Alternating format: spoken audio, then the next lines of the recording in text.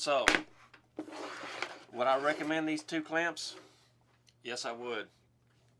Now, I have seen these on sales for around between $20 and $25 for the 4-pack. I've even heard a story where they're going for under $20 for the Christmas season. But between a 0 and a 10, I would give these bar clamps, I never give a tool a 10 because there's always a way to improve. But I would give these an 8.5 out of 10.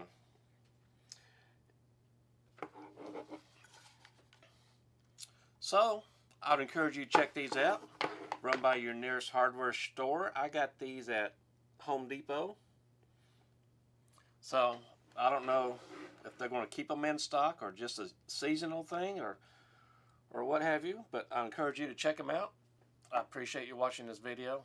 Please like and subscribe.